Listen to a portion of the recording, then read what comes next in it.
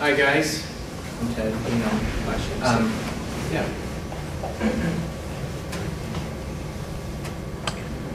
So welcome to the August CocoaHeads meeting. Today we have Eric. He's going to do a presentation. What do you do? iOS, audio, and OpenAL today. We also have. Turn on the screencasting thing, which has a mic also. Then we have possibly another presentation by our visitor from San Diego. I can't remember your name. Paul. So if we have time after Eric's presentation, Paul's going to present. And then we should have a full 2 hours set up by then, I hope. I'm worried mine's a little long. Yeah. If anybody has any suggestions for upcoming topics, the Google group that we have for the CocoaHeads here is open. I'm trying to get, as I notice names coming across, I let you openly post to the group. But like today, we had like 72, requisitions for Nigerian banks and things like that to try to post. So we're trying to limit all those. Mr. Oster is also a moderator, and we'll both approve as people join and post. We approve fairly quickly, like probably within 10 minutes, so you can get your posts up there. We also have a sticky thread for potential speakers, so if you want to speak, reply to the sticky, and we'll put you on the docket. If you're not sure if you want to speak, if you just want to put it up there as a placeholder for the subject, go ahead and do that, and then we'll commit you with blood later to talk. So it's a good turnout this week. So, hey Eric, and anything else? Okay, so hi, my name's Eric Wing. I wrote the book on OpenAL. This is actually beginning iPhone games development, and it was actually split among multiple authors. Each one of us took a different topic, and I volunteered for audio, and I'll talk a bit more about that tonight. Just a word of warning, my presentation is 100 slides, it's long, and I'm going to try to kind of zoom through some of the stuff. I just didn't have time to cut it down. Okay, so this is my background. So I was a hobbyist in around 2002, and I was kind of an OpenGL guy. I was starting to pick up SDL, which is an open source cross-platform middleware framework that lets you, basically gives you all the tools that you need to like write a game. So it gives you events, gives you keyboards, mouse, video, sound. And then I was mostly a Linux and Windows guy. I had actually not come to Mac yet. Kind of a long transition period for me over the past 10 years. But I got sucked into OpenAL. At the time, it was the 1.0 spec. And the reason is because SDL's implementation for audio had a lot of issues, particularly Linux and sometimes Windows. And so I was looking for an alternative that was also cross-platform. And I said, hey, I found out there's this thing called OpenAL. It looks cool. I'll give it a try. And, well, I kind of got stuck with that. So anyway, move fast forward to 2009. Apress wants a game programming book on iOS because iOS is the brand new rage. And so, in all this time, there have been no books on OpenAL. Well, there have been like little things written. There's a game gems programming section, and then just little tidbits here and there. But there's really not been an authoritative OpenAL guide. There's like the reference manual from Creative Labs, and that's it. And I really felt that the world needed a comprehensive resource on OpenAL, and this was one of the rare opportunities we'd actually get that chance. So I stepped up and said, this is what I want to do, so if you want the book, this is what I'm going to write. Okay, but the topic is iPhone games.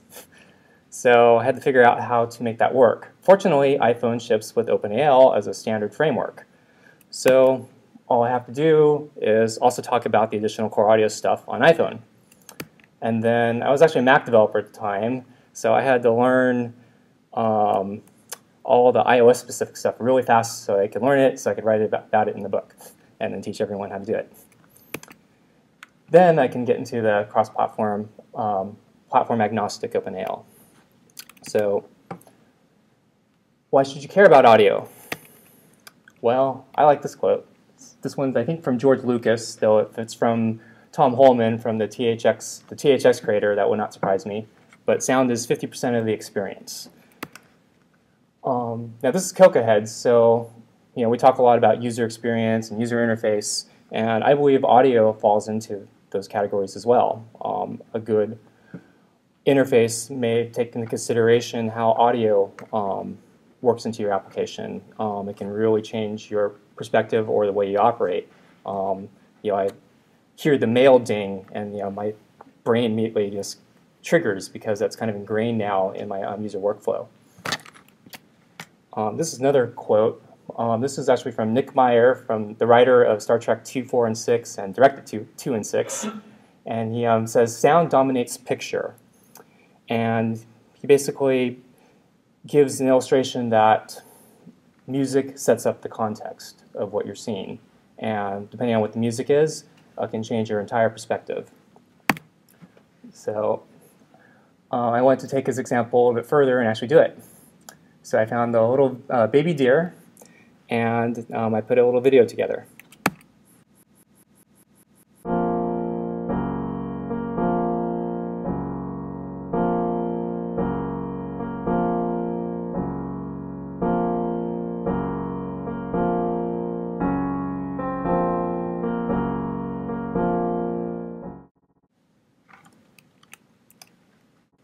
So that deer is dead. It's sick. It's dying. Why is it on that porch? Why is it alone? Where's its mother? Why is it just sitting there? So all those things are conveyed by the music. Just an aside, since this is CocoaHeads, has anyone seen Greg Parker's ObjectiveC runtime talks? So he talks a lot about killing very small animals. It's basically how the ObjectiveC runtime deals with the fragile base class problem. So this is my homage to him. I killed a deer. So let's try that video again.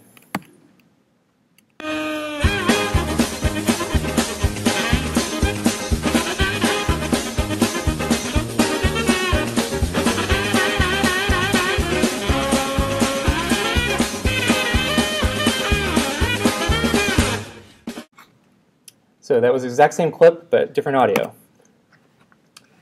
Legal stuff, just so there's a paper trail. I'm claiming fair use, so whatever. But this is the paper trail if somebody contests it. So let's actually get into why we're here, the technology side of it. So Core Audio is the audio framework on iOS and Mac, and that's what we're going to be dealing with. This is actually the Core Audio API stack, and the first thing you're going to notice is there are actually a lot of different pieces that make up Core Audio. When you deal with Core Audio, you're never actually dealing with just this abstract Core Audio thing. You're dealing with a very specific subservice most of the time. Now, this diagram is actually designed to convey several different things. So one, just the number of services that Core Audio provides, but I also want to show that there's a hierarchy. So at the bottom is sort of the lowest level parts of the Core Audio system, and as you go upwards, these are higher level APIs. In addition, APIs that sit on top of other APIs imply that these APIs may have been built on top of it. For example, everything is built on top of the driver level, and the drivers are built on top of the hardware. Then if you kind of go on to the third row at the bottom, you have audiophile services and audio conversion services. Those two services, one provides you access to files. The other one provides conversion, say, between MP3 and other formats. On top of that is extended audio file services, and that provides a higher level API that basically will say open a file and convert it for you, so you don't have to call each API independently. So that implies that the two audio services were made more convenient with the one above it. Audio units, the big one on the left side at the bottom, is kind of the fundamental audio playing technology on the platform. So ultimately, when you play a sound, it's going through audio units. Now, audio units is a very low level API, and if you can avoid using it, you probably want to. A lot of the other APIs are designed to make playing easier. Audio units is there if you need very specific needs that the higher level APIs don't do. I'm not really going to get into audio units at all in this book. It's too low level for beginning programming games, and actually my area of expertise is higher level at the OpenAL level. I do want to touch briefly on these other services. On the very right, you have audio session services, and that has nothing to do with playing at all. It is an iOS-only framework, and it's about policy. So the big question is usually, how does your audio behave with other apps that are playing audio? And it's really a policy framework. And so you can see a lot of the other services are not on top of it because none of them really care about that type of thing. One exception is AV Foundation at the very, very top, and that's because they provide a convenience class to access audio sessions. In the middle, we have 3 more services, system sound services, and I'm going to talk a bit more about that. It's a very simple API that gives you the ability to play alert sounds and vibrate your phone. And the reason it hangs off on the edge where there's nothing below it besides drivers is because of the vibration part. There's actually no other API on the platform that lets you vibrate the phone, so it kind of sits out there on top of nothing else except drivers and hardware. OpenAL is built on top of audio units.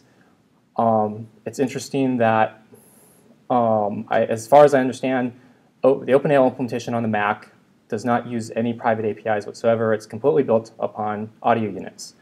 And in fact, the Mac OS implementation of OpenAL is open source, so you can actually download the code and look at it yourself and modify it. And in the past, if there were bugs in it, you could actually fix the bugs, ship the framework in your app, and then bypass Apple's implementation until they fix the problem. And that was actually recommended behavior for some while. Next to it is AudioQ services. It's a higher level API that makes playing streams a little bit easier, gives you more timing information. We talk a little bit about in the book, but for most purposes, we find that you either want to go to AV Foundation, which is a higher level framework, or OpenAL is probably what you want for games. So now we've talked about the services. What about the frameworks, the things that you have to pound, include, and link to? So this is actually a point of confusion because there's not always a one-to-one mapping. So audio units does map to an audio unit framework, and OpenAL maps to an OpenAL framework. But we have this other framework, actually called Core Audio, and it actually provides you pretty much nothing. It's basically a bunch of pound defines and type defs and constants that you need, but it really doesn't provide any logic. So when you're writing a core audio application, you think, oh, I need to pound include core audio and link to it, and I'm done. And no, you're going to get tons of link errors and compile errors, and you're going to be scratching your head why. And the reason is because the core audio framework itself is really not that useful on its own. Instead, usually when you're dealing with most of the services on the Mac or iPhone or iOS, you're using the audio toolbox, and you see it encompasses a whole bunch of services. And then finally, at the bottom, we have the AV Foundation. It's a fairly new framework. It's on iPhone, and now it was just brought over to Lion. AV Foundation actually includes movie or video APIs now, but when it was first released, when I wrote this book, it was actually just these 3 frameworks. An audio player, an audio recorder, and a higher level API that lets you access audio sessions. I want to talk a little bit about Codecs really briefly, and file containers. This is actually a point of confusion for many people who are not familiar with audio and video and decoding and container formats. So when I say MP3, a lot of people think of the extension MP3 and they think of an encoding, and they're kind of one and the same. But the point of confusion is that there's an MP3 file container, and then there's an MP3 encoding format. And there are some encoding formats, say WAV, which is a very popular in Windows, but it's usually audio, contains audio, and by tradition, it's usually contained fully decompressed linear PCM audio. And people usually put that in a WAV file. But Microsoft actually says WAV files can hold anything. They're just a container format. So you can put your linear PCM in there, but we also support all these weird compression formats, so you can put those in there. And then when some user comes along and they use some third-party library they found maybe off the open source, says, we know how to decode WAV files that are linear PCM, they throw their weirdly compressed WAV file at the library blows up, and they don't know what happened. And the reason is because the codec was not what they thought it was. The file container was a WAV, but the codec that was inside that container was not linear PCM. So that's the distinction between codecs and file containers. And so Core Audio actually provides a lot of support for different codecs. It's actually, I think, one of the most interesting platforms. A lot of platforms don't provide this many, and I think it's probably because, partly of iTunes and the music business success. So you'll see MP3 there. AAC is what you buy off the music store, and that's all these. It's all MPEG derivative. MP3 was actually originally MPEG layer 1 audio, or MPEG 1 audio layer 3, which is a movie standard which had a audio component to it. People said, we don't want the video part, we just want the audio, so they ripped it apart, took the audio part, and then all these patent problems started appearing because there were royalties if you distribute MP3s.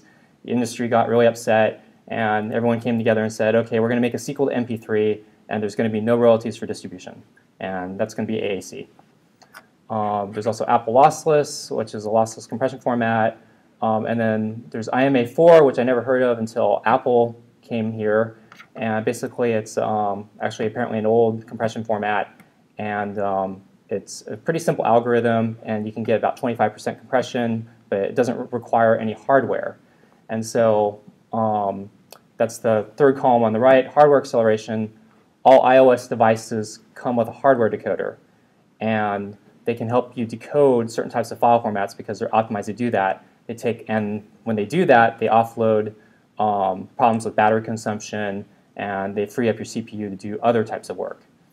But there are a lot of restrictions on what can use the hardware accelerator, and then there are also little subtle rules about corner cases that you need to be aware of when you do use the hardware accelerator. So you want to, I'll talk more about the hardware accelerator later, but IMA4 is often recommended because for games, a lot of times you have a lot of sounds, and you just can't use that hardware accelerator for various reasons, and so it gives you kind of a nice balance between compressed and not requiring a lot of CPU to compress it. And then finally, there's a CAF file container. That's Apple's Core Audio format, and you can put any type of format in there, and Core Audio knows what to do with it.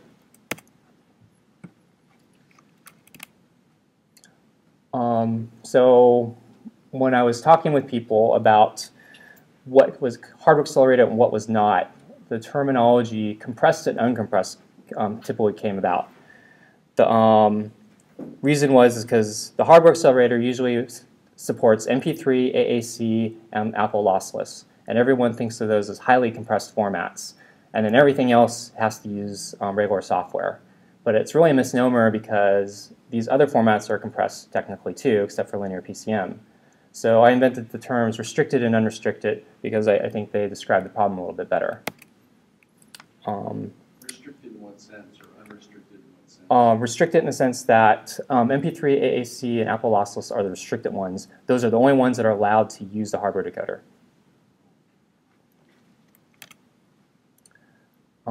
So this is one of the big restrictions about the hardware decoder. You can only decode one sound at a time. When the hardware is in use, it is in use. If you need to decode two things at the same time, forget it. Now, Apple has implemented a software fallback, but you need to be really careful with this because you're going to kill your CPU. And then audio sessions become really important about accessing the hardware decoder because audio sessions deal with what if multiple apps are trying to use the hardware at the same time. And now you have this contention problem about who gets the hardware decoder chip. And audio sessions speak to that. So quickly, best codec practices. For music, speech, or long sounds, I recommend AAC for most cases. You get really good compression, you get really good quality, and there's no royalty concerns. Sound effects, usually because they're much smaller, you can use something that's not as compressed as AAC and doesn't require as much hardware to decode it. So IMA4 is actually what Apple recommends. There's actually no formal container format for it, so everyone puts it in the CAF. If you're porting software to other platforms, IMA4 is a little problematic because you have to figure out how to decode it yourself, and then you got to figure out what your container is going to be. But if you're just iOS, that's all you need to worry about. Wave, that's kind of the good old standby. It's, and when I mean wave, I actually mean linear PCM. And on an iPhone, it's 16-bit little endian, because that's what the hardware on the iPhone is actually designed to do. On Mac, it's actually floating point 32-bit. And you can actually do AAC too, but you got to be careful. So if your game is serial, you're loading, say, levels at the beginning before your gameplay starts, and everything is in serial order, you can actually get away with putting everything in AAC. And just quickly, there's a tool that comes with your Mac, AF Convert, and it's just this really convenient tool to help you convert from one format to another, put it in one container to another, and so forth. These are just some examples of how you use it. I think one caveat is that I don't think you can actually create an MP3 with it. You might be able to convert from an MP3 to something, but I think I recall it doesn't work with creating MP3s, and I think it's because of the patent issues. But I could be wrong on that.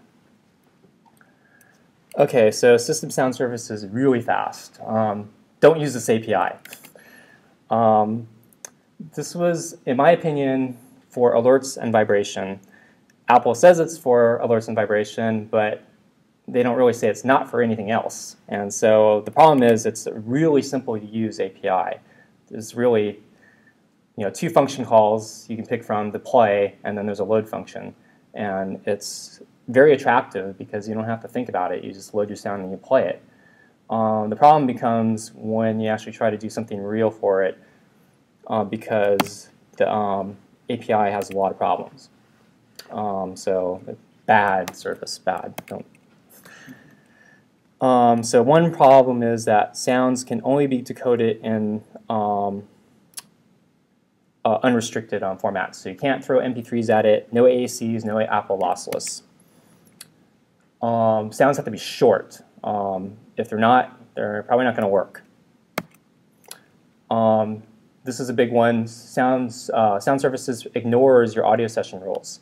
So if you your audio session says when you hit that mute button, I don't want I don't want to hear any sound. System sound services actually will probably ignore that.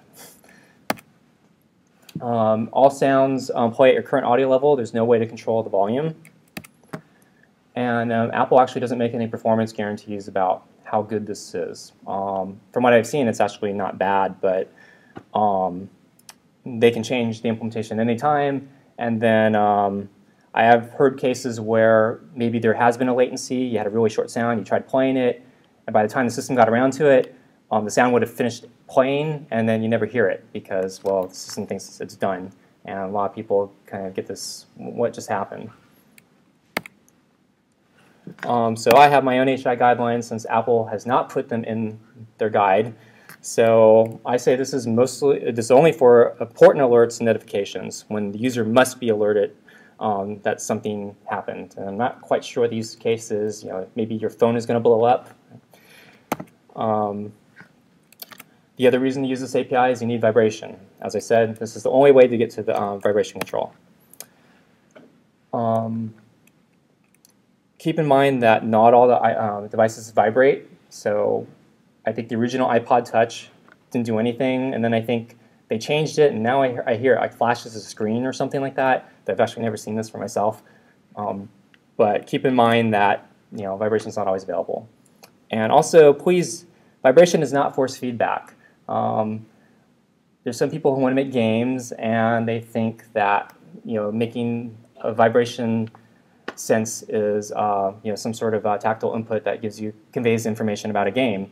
My notion of force feedback is, say, like you're in a flight simulator game and you have a joystick and you're in a nosedive and something's wrong with your plane. You pull on the stick and the stick actually fights you.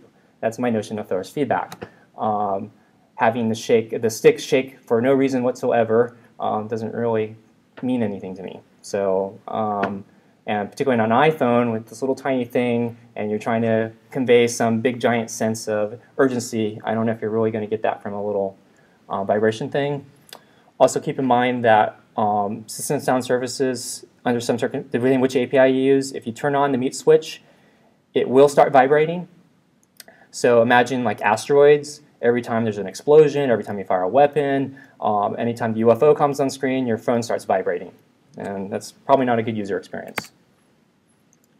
And then finally, don't wear out the battery, please, if you're using force feedback. Remember, the vibration control eats up battery. Okay, so audio session services. So this is, as I said, not about playing, but policy and characteristics. And this is really important on iOS. This actually sometimes might actually be the most important API on iOS, because if you can't get this working correctly, then none of your other stuff works. And then if you don't use it right, you actually get banned from the App Store. So, or you reject it, so you'll have to get this right.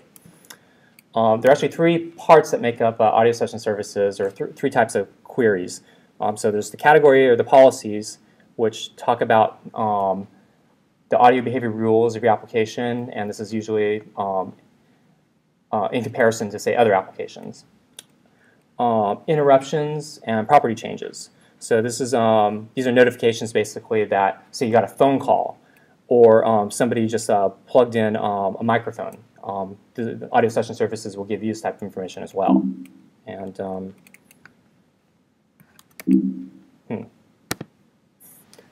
okay.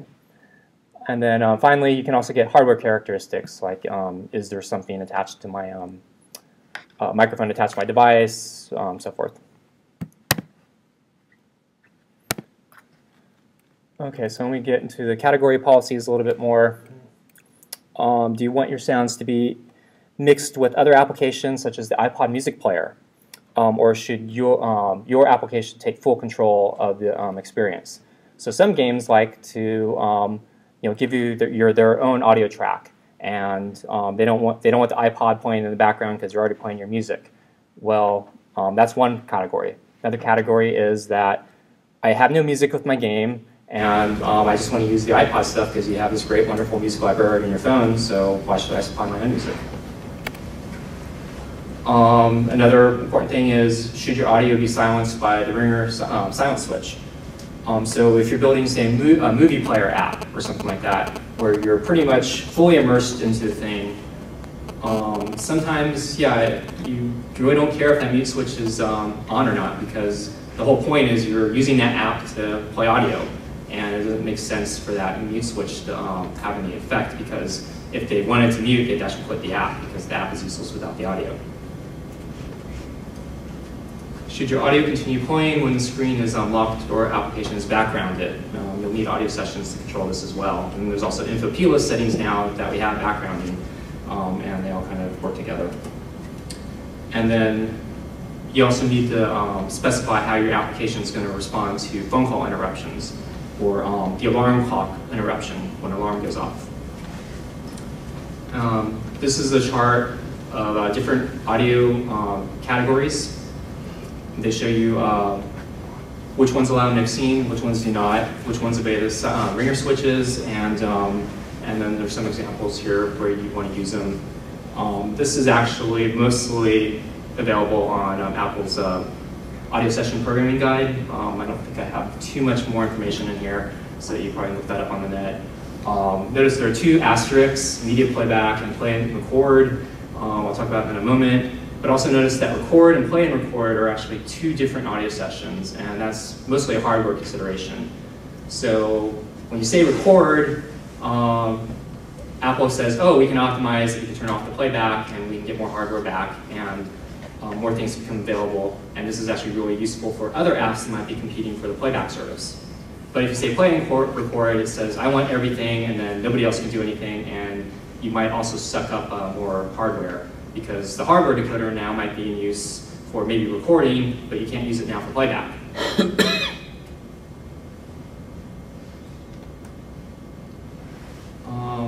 So audio mixing impacts whether the hardware decoder is available. So assume that if you allow audio mixing, you will not get the hardware decoder. usually Apple wants to reserve it, say, for the iPod music player. They get priority, they're Apple. If mixing is allowed, software decoder is used as a fallback. So you still can play your sounds. It won't hopefully die and crash on you, but you do need to be careful about your battery consumption. And then the start categories in the last section, you can actually override by setting an audio session property, and you can change its behavior that way. So this is the audio session boilerplate code.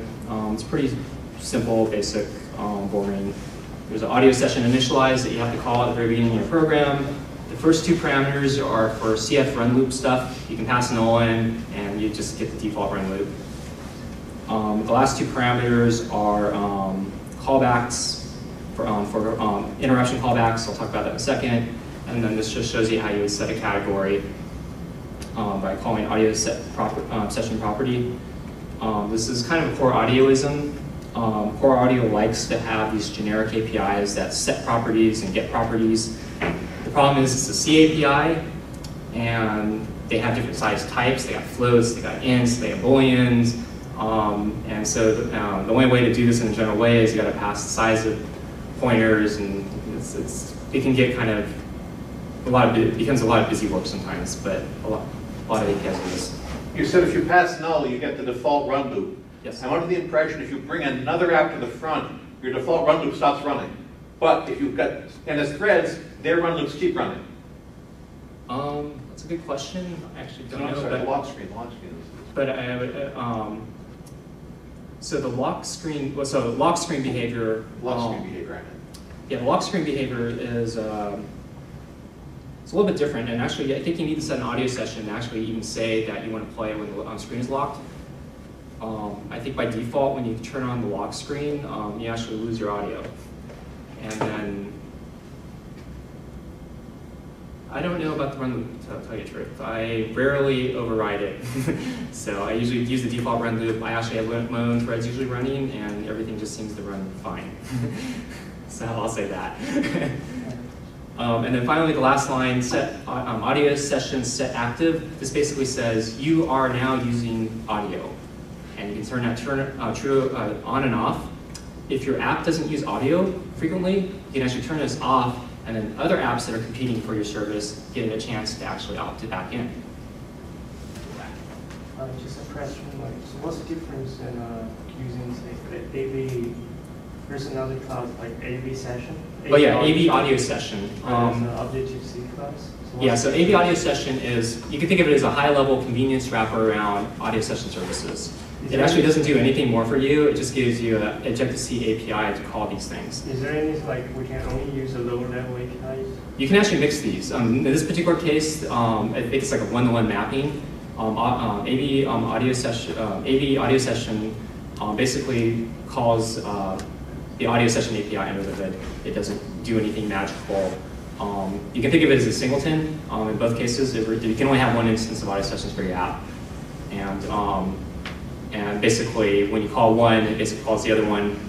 When AV audio session, the ObjectiveC framework will call the low-level C1, and it's just like you call the low-level C1 yourself. AV audio session, though, doesn't provide you everything that the C API does. They only provide you kind of the most common things. But yeah, you can feel free to mix and match those. Those are pretty safe to mix. This is audio interruption. So in the audio session initialize, you can pass a callback function as the third parameter, and then a context pointer, or user data, as the fourth parameter. And then what happens is when you get an interruption, and an interruption is defined as a phone call, or an alarm clock event going off, or anything else Apple decides that must be addressed and must take control of the hardware, and you must give up your resources. So the rule is when you get this, you must stop playing your audio and get out of the way and do it very quickly, because like particularly that phone call, it's coming in, so take care of your stuff. So this callback gives you a couple constants, begin interruption and end interruption, and this is your part where you can do any specific cleanup you might need. So you can often use this for a game where it says, oh, in addition to pausing my audio, this would be a good time to pause my game. So if you're playing Pacman, the ghost monsters won't kill you while you're answering that phone call.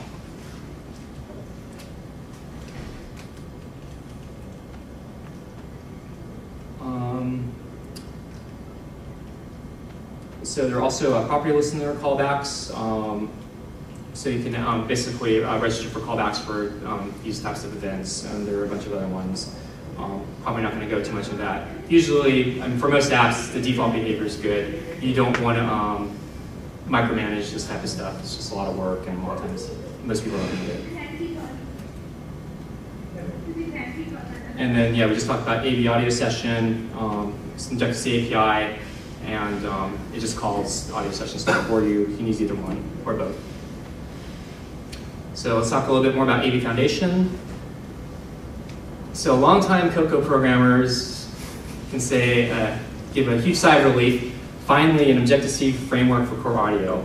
I think a couple years ago, Will Shipley was giving a presentation, and he went off on a rant about how hard core audio is to use, and how there was no Cocoa framework to call it, and how the sound APIs in Cocoa were completely useless, and blah, blah, blah. It's a real pain, and finally, we have an answer here. It also includes video now. I'm not going to cover those though. It's made up of AV audio player, AV audio recorder, and AV audio session. There are actually some new ones that have been introduced. There's like AV asset reader and asset writer and a couple other ones that slip my mind for the moment. And then it's online now too, except for the audio session one. There's no audio sessions on Mac. And AV Foundation is great for music and long sounds, and pretty much any place where you don't really need to worry about really low latency. This is going to be an issue for some games, but if your game can get away with like not having the lowest possible latency, then actually AV Foundation is a very good framework to look at. And since this is CocoaHeads and everyone here is very familiar with Objective-C and very comfortable with Cocoa, this is probably the framework you want to start with. So quickly, an AV audio player example. So I just have some random init function, and I'm going to create an audio player. And you got your classic NS URL, you can pass it, and then you got your AV audio player alloc init with contents of URL. And then there's a delegate you can set. You can set the looping parameter, and you can play it. And you might notice that there's a prepare to play. That's optional. And basically that tells the AV audio player to start buffering those samples up. So AV audio player, the way it works is it's a streaming API. It doesn't try to load your entire file in memory because that would take up too much space in the general case. So instead it just buffers up a little bit at a time and plays it as it needs it. Now the problem with that is that there's overhead involved, and so that's where the latency comes in.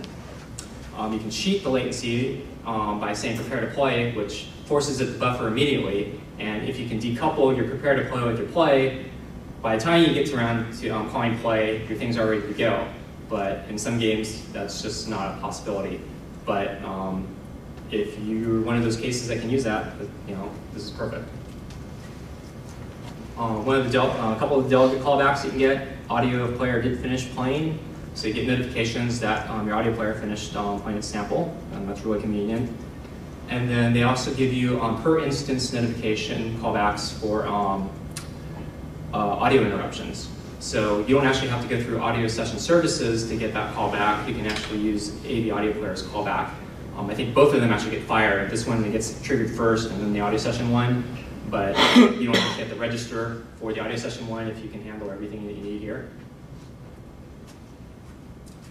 Just a quick aside,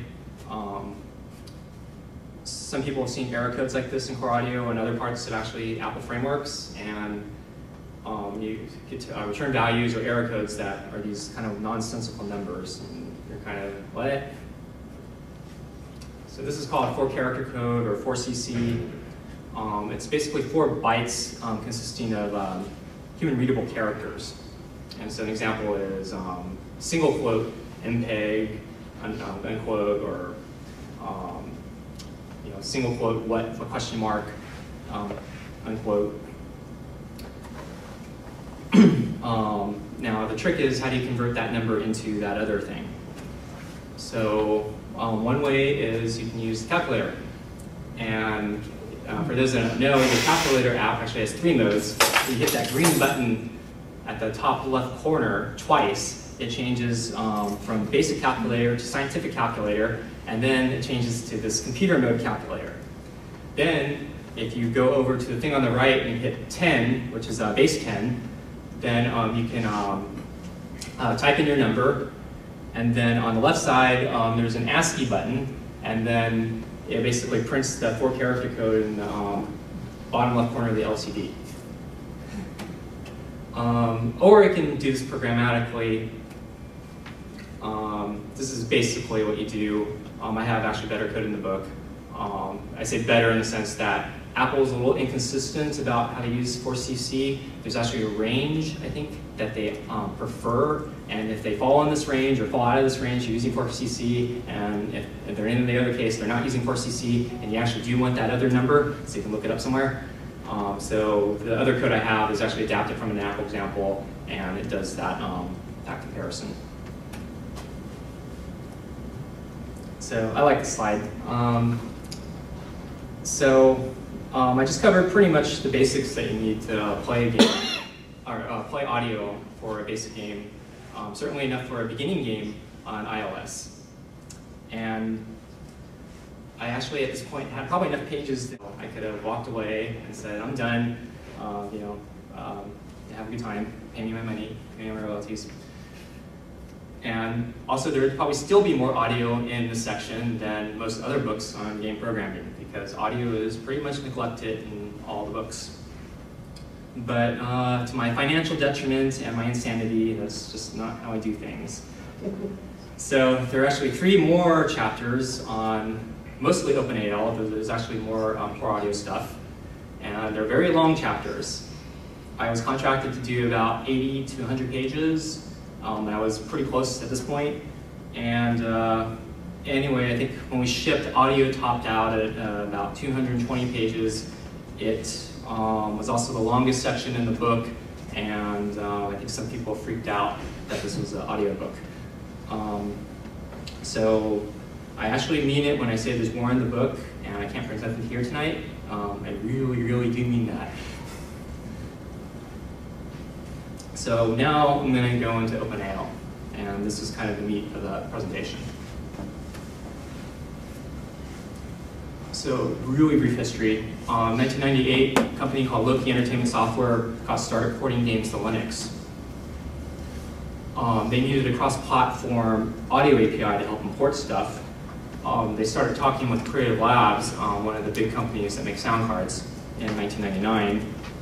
2000, they basically drafted OpenAL 1.0 specification.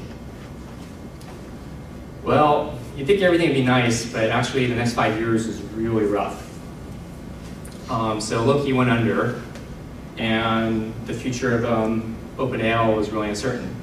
Creative Labs stepped up and they kept it on live support. So they, I think they own the trademark to OpenAL actually, and everything is hosted on their website. They control the forums, and they for most of the years have been the dominant implementation of OpenAL.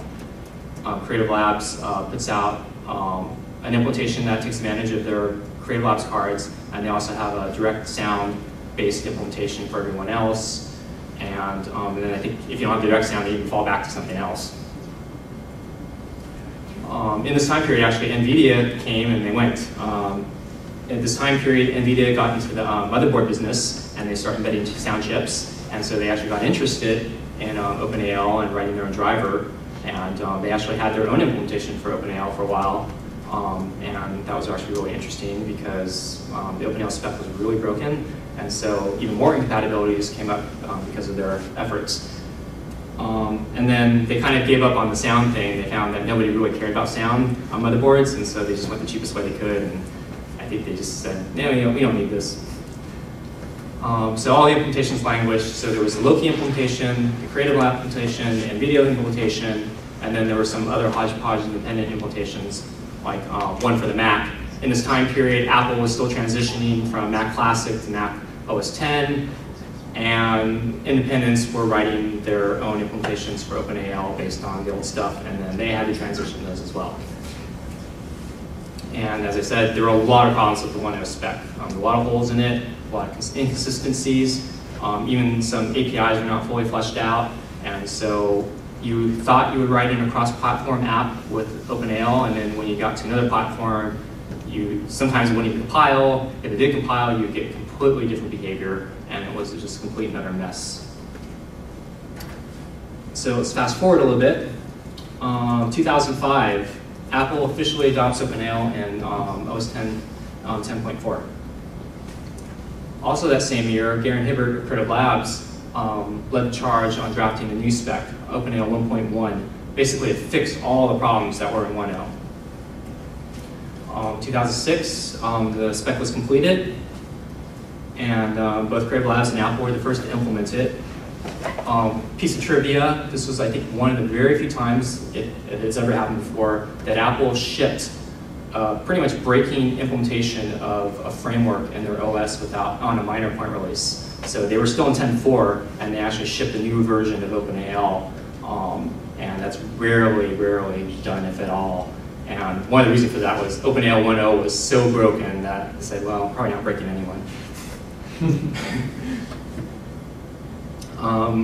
OpenAL Soft is a new implementation that came about. It replaced kind of the low-key implementation, which was what everyone was using on Linux. OpenAL Soft is another software implementation that is predominantly Linux, but actually now runs on pretty much all the platforms. So there's actually a Windows port to it, for it. I've heard it actually does work on Mac as well.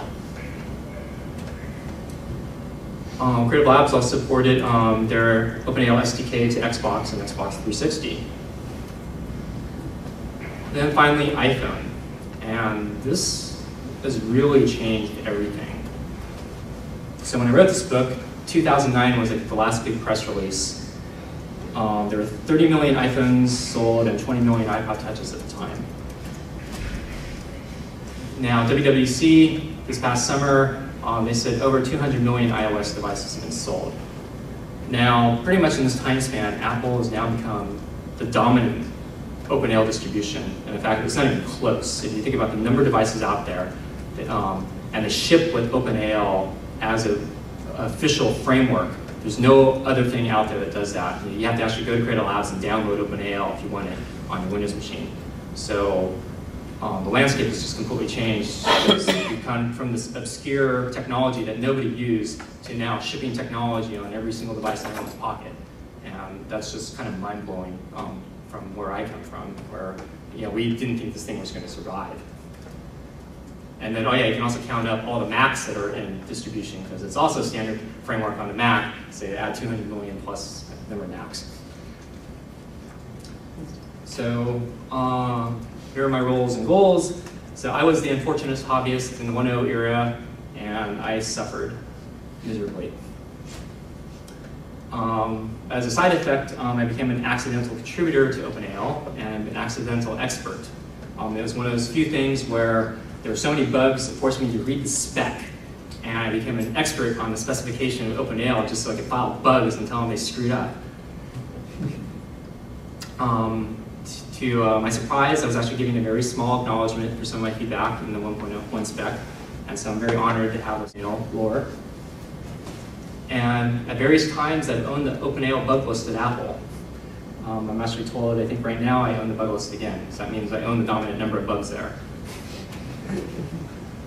So my role today is partly as an evangelist, so I actually want to promote OpenAL. I think it's a great technology, and for many purposes, this is a good technology to use, and I encourage it to be used. But I'm also a critic. I want to give you good information, so if OpenAL is the wrong choice for you, I don't want you to go down that path. And there are actually a lot of crappy areas in OpenAL, which I'm going to talk about.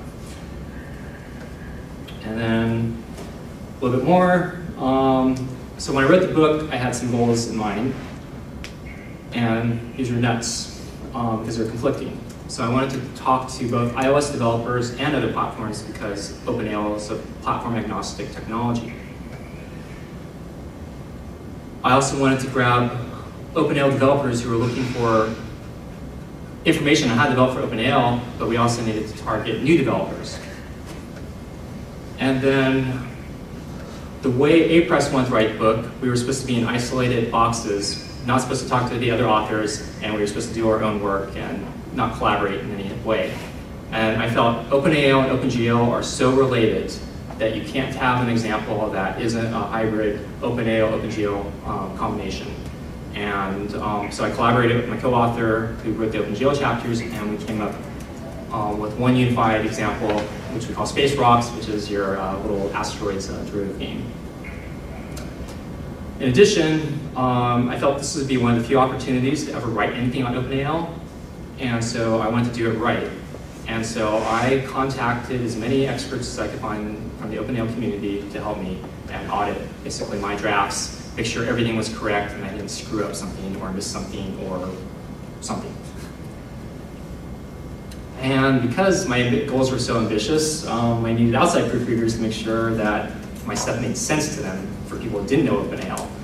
And so I want to thank NSCoder. People there were great volunteers and helped me get through it. I got to acknowledge both of these groups of people in my book. At least some of them had to decline for various reasons, but I'm very grateful for everyone who's helped me. Anyway, these things drove my publisher and my editor nuts. They did not expect me to do something like this and demand something like this. And I need to give one quick public response. So if you read the Amazon reviews or any reviews for our book, there were some production problems with the book, basically. There was a contract dispute with one of our authors, which delayed the book, and the book was actually written out of order. So my chapters and the OpenGL chapters and the network chapters were written first, but they're at the end of the book. The intro chapters that are on UIKit, CocoaTouch, and Quartz 2D are at the beginning of the book. And those were not written to the very end. The contract dispute went on so long. And he had 1 month exactly to write it cold. He had no preparation in advance. And unfortunately, he was really ambitious and he was trying to keep kind of with a theme with what we were doing in our OpenGL and OpenAL chapters. And a lot of mistakes were not caught.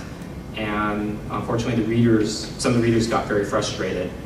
And you'll see quotes on our reviews on our book that say this book was not accurate. There are so many errors in it. Shouldn't pick it up. In my defense, I'm going to say, well, yeah, that's the first 4 or 5 chapters. Once you get past that, and particularly my chapters, it's probably the most solid stuff you've ever seen. So I'm encouraging people to buy my book just for the audio thing. Don't worry about the rest of it. So, can you say a word about OpenAL on Android? Does that have to be nice? OpenAL on Android. Well, audio on Android is a mess. It is just a nightmare to get anything to work within reasonable latencies, to work reasonably well, to work with other apps. They don't know what they're doing. I'm actually going to talk a little bit about this a little bit more, but they make a lot of rookie mistakes. Like one of my pet peeves is that you shouldn't have a separate API for playing short sounds and a separate API for playing stream sounds. You should have one general purpose API, and then maybe you build up convenience wrappers on top of that. But they actually split the implementation down the middle, and the 2 APIs can't talk to each other, and then you have this one API that behaves completely different than the other API, and then when you need to use the other API, so somebody actually built an OpenAL implementation for Android, and they had to build it on the general purpose streaming API because the short sound API was not powerful enough. The problem with the streaming API is, well, many problems, but there are latency problems in Android itself. It's at the kernel level, it's at the audio level, it's at the hardware level. There are tons and tons of performance problems with Android and audio. You cannot get real-time performance. Basically, somebody criticized Google for basically working around the problem, or their solution to the problem was redefine what low latency is, and you're fine. So Android, I think, screwed up in many places. They're trying to fix that, but they still have a long way to go. They actually have a brand new audio API called OpenSLES, and you could actually build a new OpenAL implementation on top of that, And it looks like maybe that's the direction of the future, but they still haven't gotten their kernel problem solved. They haven't gotten their low-level audio problem solved. They haven't figured out what to do with the hardware because there's so many different models coming out, and the hardware vendors can do anything. So Android is just an absolute mess, and it's probably going to be that way for some time. So, let me talk a little bit about OpenAL and actually to low latency playback. OpenAL actually doesn't guarantee low latency. You forgot to mention that that's a C API, and it may not, how will it work on Java? That's another question. Well, okay, that's actually interesting. So the current old implementation of OpenAL goes through JNI Bridge. So you go through JNI Bridge, you call into the native Java APIs to the audio, and then, but to call OpenAL, you're actually on the C side, NDK side. So yeah, there is overhead doing that. That's not usually where your problems are, though. Your problems are actually in the audio part of Android's low-level stuff. That's where most of your problems exist. OpenSLES, though, is actually a C API. So Android is now moving in this direction where they're starting to expose more and more stuff to C and C++ developers. Part of the reason I think is speed and avoid all those memory copies. I think part of it is just because games are written in C and C++, so it's more convenient. But OpenSL, if you want to do any development on it, you will be writing in C. So they actually have, as far as I know, no Android access to OpenSL. Low latency playback. So yeah, I just heard, actually OpenAL doesn't guarantee anything about low latency playback. It's just kind of implied, because that's why you want to use OpenAL. OpenAL was designed for games, really. So, so this is kind of I take it for granted, but I actually dealt with some APIs where this was not for granted. I think those are mostly on Windows. So if you play two sounds, you kind of expect the two sounds just kind of mix and play. OpenAL does that, and it just does it the way you kind of expected it to it. I think, yeah, my experience is in some platforms, yeah, that's actually not the case. You play a sound and it will get cut off or won't play at all. Positional audio, that's really what OpenAL is about. It's really designed from OpenGL perspective, so you have 3 things in space, and you got 3 things that can generate sound as well. The distance attenuation is kind of an extension of 3D audio. So basically, as say objects get further apart, the volume gets lower. So if one of you walks across the room, I'll have a harder time hearing you. Doppler effect is a kind of one of the nice effects that OpenAL does give you, and that's basically a pitch shift. So the classic example is a police car or an ambulance that's coming towards you, and as you hear the siren, it's this really high pitch, and then the moment it passes you, it's this really low pitch. That's the Doppler effect. And audio input capturing, so you can actually record stuff, say, from your microphone. I asterisk it because I guess in theory, one, you might not have a microphone device, you can't use it. And then I asterisk it actually mostly because when I read the book, the implementation on iOS did not exist. So you could try to call it APIs, but they wouldn't do anything, and you can use it. And I'll talk a little bit more about that at the end. I just want to clarify this because a lot of people get confused what OpenAL doesn't support or does support. They think it does this stuff, but it doesn't. Occlusion, so that's when an object blocks another one, and you want like the sound to be muffled or to drop off or something like that. OpenAL does not do that. Calling, if like an object gets really far away or something gets blocked, OpenAL will not remove it. You have to remove it from your scene. Environmental effects, so things like reverb, like shooting a gun in a metal tunnel or something like that. OpenAL does not give you any of those effects. And then there are no APIs to deal with files or file formats. So this is very much like OpenGL. It's a platform agnostic API.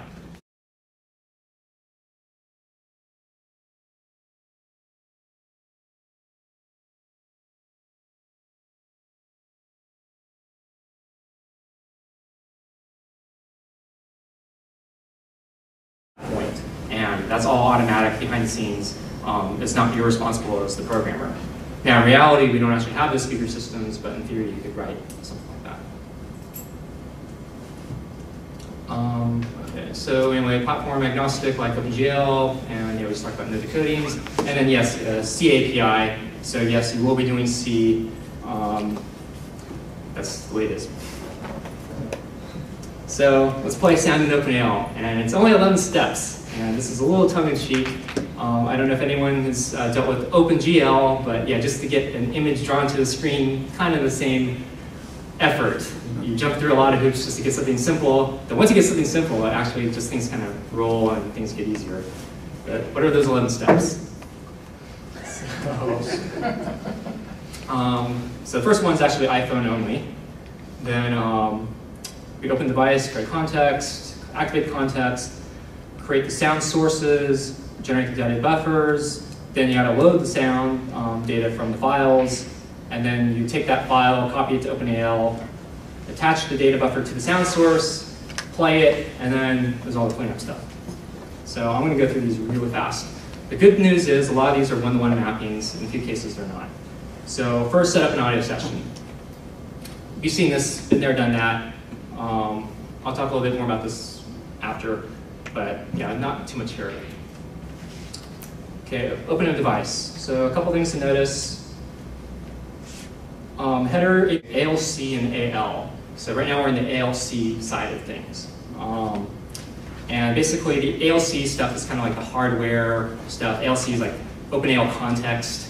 All the device stuff kind of lives in the ALC part of it. And then all the kind of like 3D stuff and the actual like playing mechanics are in the AL library. And it was just kind of this weird arbitrary division that they introduced. Another thing to note, that the standard does not specify the location of header files. So anyone who's come from OpenGL and they've done the gl/gl.h, and then they go to map and it's angle bracket OpenGL/gl.h, and you get the same mess in OpenAL. It's actually worse in OpenAL because only the, I think, Linux systems or the Unix systems do the AL/. Windows does not do the any slash whatsoever. It just puts it in the directory. Mac does OpenAL, and then you get this other case where Creative Labs doesn't do anything. They put everything flat, but OpenAL soft, which now ports to all systems, does it the AL/ way. And since OpenAL soft can go everywhere, now you can't even determine like what your pound include is because you don't know which distribution you're actually using. So by the way, I recommend quote ALC.h, no angle brackets, just reportability. And oh yeah, so anyway, open the device, call ALC open device. You can pass parameters in here, but it's all platform dependent if you want to request a specific device, and they actually don't have to give you anything. And in fact, I think Apple does that. I think I requested a particular audio device and they said no, sorry. Next, we have to create a context. And anyone who comes from the OpenGL universe, it's kind of the same idea. It's kind of your, it's your state, your instance, your state for your instance of OpenAL. So all the, I'm going to pull out this term, the listener. So we'll talk about more about the listener a bit later. Listener is the thing in space. It's your head and ears, basically, in space that actually hears all the sounds. And all that state information is in the OpenAL context. The second parameter is an optional attribute list, and you can pass basically implementation hints. So you can say, I want a lower frequency to take up less CPU space or other parameters, but the implementations are not required to give you these things. And I think the implementations are also free to introduce new things that were not in the spec. Next, you have to make the context current, and OpenGL people will recognize that. Next, you need to generate sound sources. Now, sound sources are the things that make sounds. And oh yeah, notice that we're in the AL space now, not the ALC space. Sources are basically the objects that emit sounds. And if you're familiar with OpenGL, you'll see that this GLGen or ALGen thing is kind of very, very familiar. You can also create an array. So the first number is a 1. You can actually have a 10 there, and then if you had an array that was 10 wide, all the sources would be put into that array. And this is a little gotcha for OpenGL programmers. Sources are allowed to be ID 0. And this is a problem because OpenGL programmers are used to 0 being reserved for this is nothing, this turns off my thing, this is not a valid, some error happened. And it was such a problem that all the implementations changed so they don't do this, though it's still technically not in the spec. Next, data buffers. These are the thing. This is OpenAL's copy of the data. So you can think of it as OpenGL's copy of the texture. This is OpenAL's copy of the sound file that you're going to load. We create it pretty much the same way, and it's analogous. You have the texture objects in OpenGL. And again, zeros are technically allowed. There are actually APIs for both sources and data buffers. AL is source and AL is buffer, and they'll tell you if it's a legitimate buffer source or not. Okay, so now we have to load the files, and I have a magic function here, and yeah, pay no attention to that. It's actually quite evil code, and it's tedious code. It's actually not that bad, but for time constraints, yeah, I'm not going to go into it. Was that my magic get OpenAL audio data all? Is that sort of your implementation of reading files since it's not built into the OpenAL? Exactly. Okay. Okay. So it's just like opening a PNG or something. Exactly. Okay. I guess one thing I should point out is my magic function returns 3 parameters: data size, AL format, and sample rate. And OpenAL needs this information to load its copy correctly. Now, so, is that size in bytes? Yes, I believe so. So you're not returning any information about how long the sample plays? No, so that can be implicit though from the sample rate.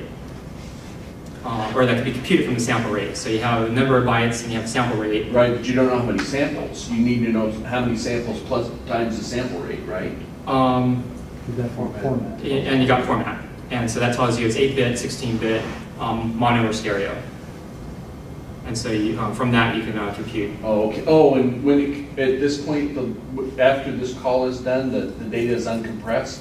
Yes, it's all linear okay. PCM. Okay. So that's actually a good point. Yeah, I was thinking that you were getting compressed data. Okay. Right. So OpenAL only deals with linear PCM data. It does not deal with compressed data. It is up to you to decompress that data and give it to OpenAL. Okay. So at this stage, then you could use the data size and the format and the sample rate to calculate. Yes. Duration. Yes. Okay. Okay, so now we actually have to give it to OpenAL, and this is basically a data copy. So OpenAL takes your data from the magic function and copies it into OpenAL. And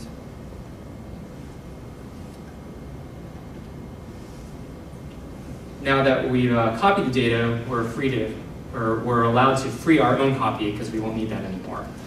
Now, some of you might say, well, this is really inefficient. Why are we doing an extra data copy here? Because the data could actually be very large. And this actually speaks to the design intentions of OpenAL. So if you remember, Creative Labs made hardware cards. And so they were interested in hardware acceleration. And so like OpenGL, GL has its own local memory on the video card. Creative Labs has its own local memory on its sound card. And so they need a mechanism to copy the data into their hardware, and they can't just transfer a pointer because they have to cross the memory bus. They have CPU land and they got sound card land. So that's why we have AL data buffer, or buffer data. I'm sorry, go ahead. There are extensions. In particular, there's one on iOS that's kind of infamous that skips the data copy, and I'm going to talk about that. But I actually recommend this one. So if you fill up the memory space associated with your hardware device, is there some way then to selectively delete things so you can free up space and load more sounds? Yeah, the error conditions are actually really tough to deal with. There's an error mechanism in OpenAL called, it's an AL error, or AL get error, and you can basically query it after every AL command did the error happen. Though typically these things are not supposed to fail, so actually production code, you're supposed to strip them all out. If you run out of memory, it's kind of one of those cases that nobody ever really handles. I think more often, like on iPhone, you're going to get, because it's software implementation, you're going to get the low memory warning first, and then you probably work at that level.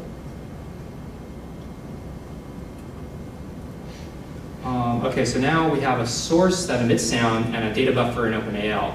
And so now the trick is we have to tell it that the source should play this data buffer.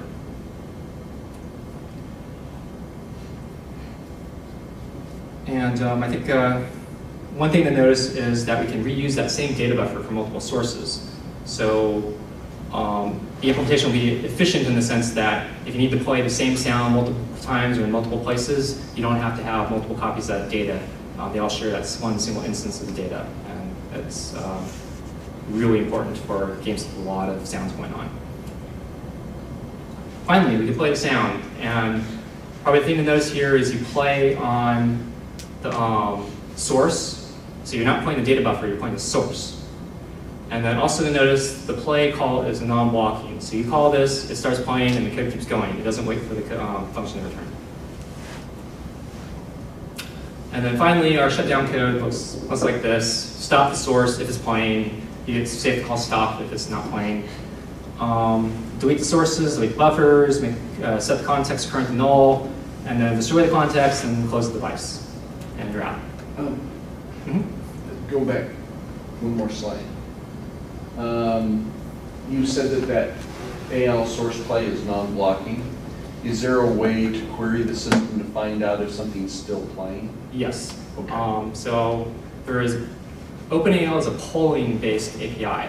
There's actually no callbacks in OpenAL, and to its detriment, or yeah, it's kind of the way it is. But basically, because that's the way it is, you're expected to continuously poll OpenAL to find out what the state is.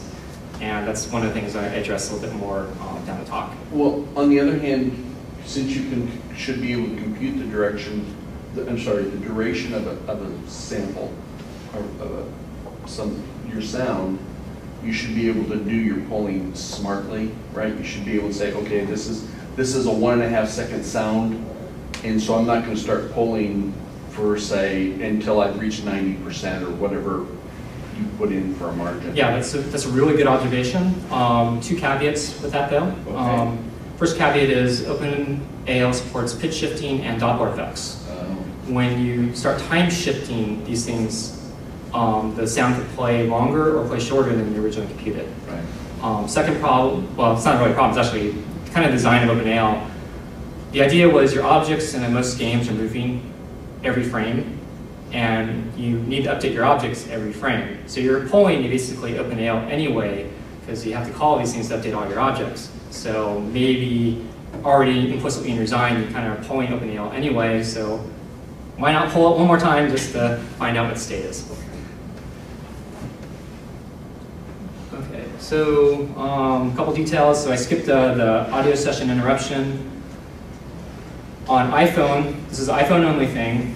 When you get an audio interruption, you must make the AL set the context to null, make the current context to null.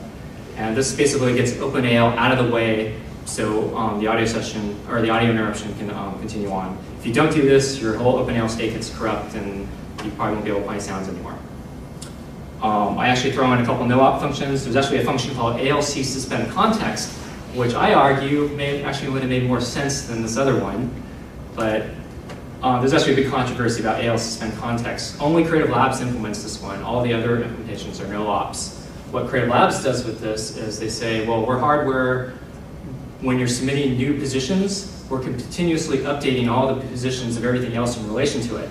Well, if you're submitting a huge batch of information, we probably don't need to compute all that right now. So why don't you suspend the context, submit the data, then we'll start, when you tell us to start processing again, we'll update everything. So that was the original intent to suspend context. I think here, though, it actually makes some sense, but I think the community as a whole feels that this is actually a bad idea. Maybe we should have a third way of handling this, but who knows. So here's the load data thing. So this is my platform-specific implementation for loading things through extended audio services. I had a former colleague who basically always complained about side quests. So you're working on a piece of code and you wanted to do something, and then you got to go learn something completely unrelated just to get through this one hoop so you get the rest of your code to work. And you call it a side quest like in a video game. So annoying, and you got to open a bunch of treasure chests and blow up a bunch of doors, find a bunch of keys, and it's like, and then you're back where you started. So unfortunately, yeah, it's not really hard. It's really tedious. Unfortunately, time constraints, and yeah, I just don't have time to go over this. The book has this code, and I wrote it actually as a module, so a lot of people wouldn't even have to know this, just call my module and then it loads for you. Okay, so this is our game, Space Rocks, and these are some screenshots, and I show some of the sound effects attached to the items. So we've got a laser, which actually looks like a missile, and that's a production artifact. At the time, my partner was doing vector asteroids, and I thought it was a laser, and it was actually a missile. And so I recorded the sound effect, and then by the time he got me to 3D art, it's like, wait, this isn't a laser. And then I'm like, I don't want to record the sound effects, so that's why it's a laser. And then we got thrust sound on the engine, different explosions, and then we got a UFO, and it's a missile.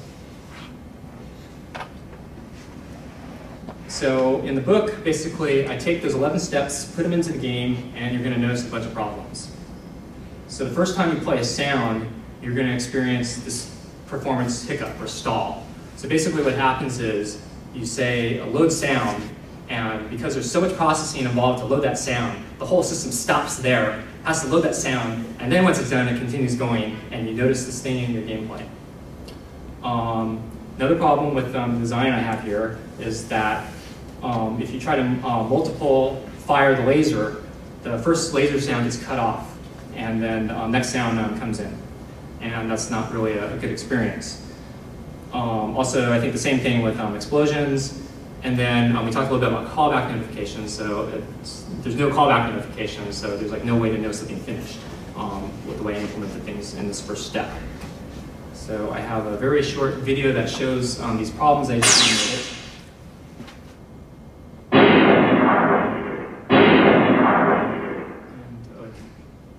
Yeah, there we go.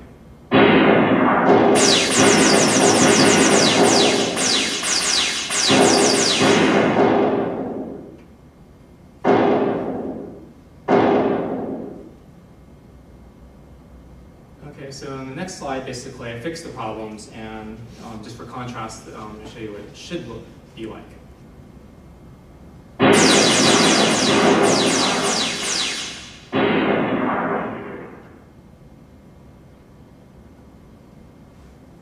So basically, the next part of this chapter is basically fixing the design to make it play like this.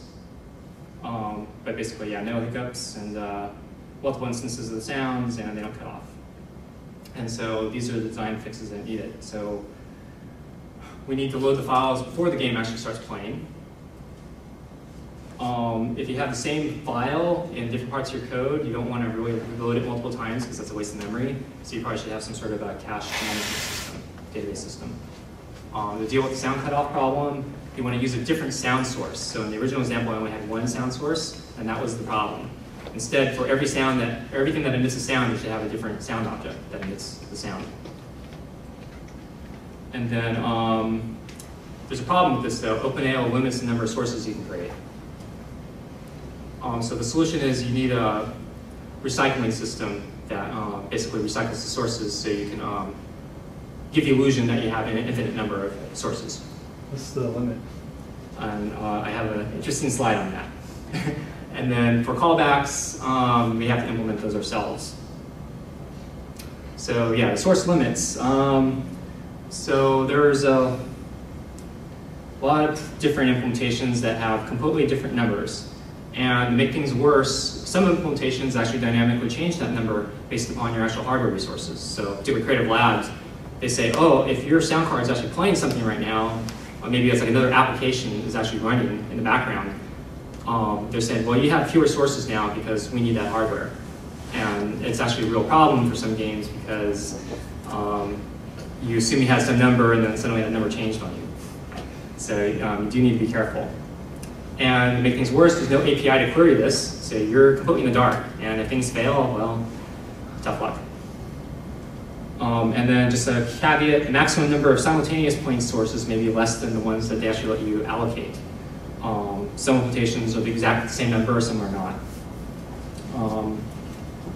Anyway, so the typical engine design is you pre-allocate some number of sources at the start, and you hang on to them and you keep recycling them.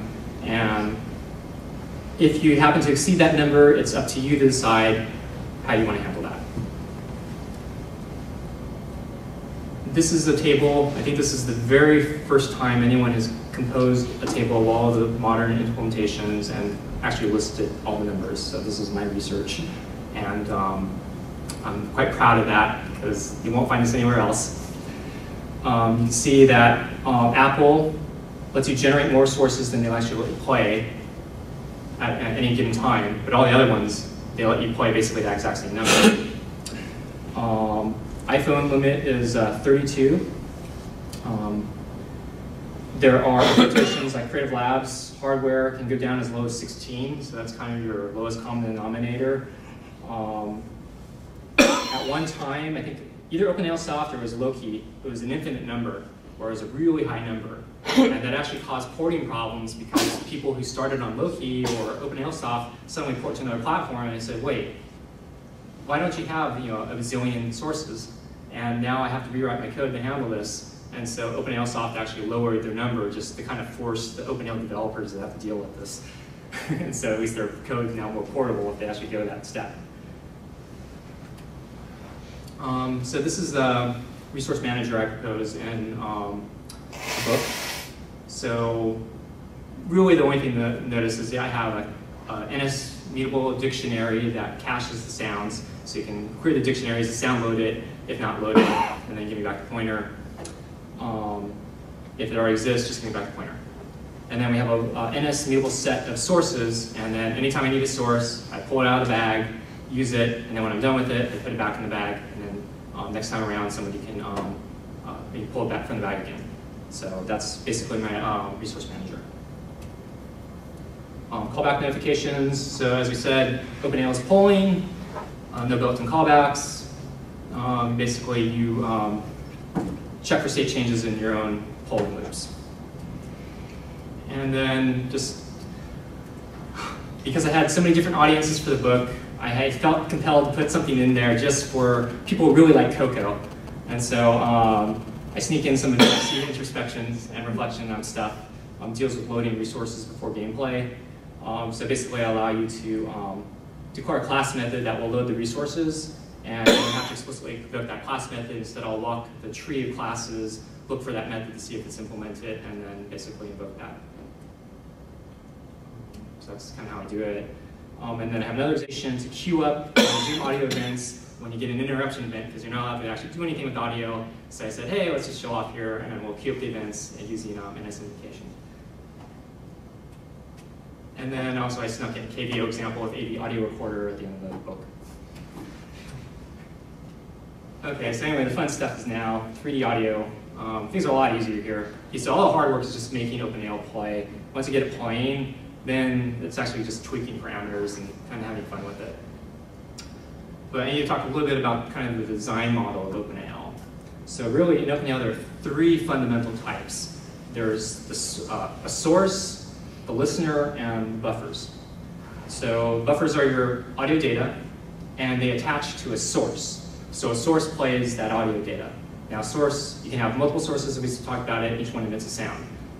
The listener is the thing in space that hears all the sounds. And sources and listeners can have positional properties, 3D properties. So they have a place in space, and they have an orientation, and they may even have velocities. 3D APIs are actually pretty generic. Basically, you have operations that operate on sources, and you pass it a constant parameter to tell it what kind of property you want to deal with. And then the listener has a set of APIs that let you do the same thing, and then actually buffers and other things have similar functions. Couple of caveats. If you actually want to have spatialized sound, you have to use mono sounds. can't be stereo. Spec basically says, if you give us a stereo sound, we're not going to spatialize it, we're just going to play it plain stereo. You also have to have more than one speaker in your equipment if you want to hear position audio, because that's kind of a given. But yeah, some people kind of miss that. So yeah, plug in your headphones. So let's add some positions to sounds. So you need to set the source position, and the code pretty much looks like that. So you call AL source. 3F is kind of an OpenGL thing that says you have 3 parameters in neural float. And then you give it the source ID, which is the object ID of that source, and you say I'm setting the AL position, which is the constant, and there's other ones like AL velocity, and there's also some counterpart for the listener. And we talked about these objects are moving in space in your game, so typically you're going to be updating these every frame.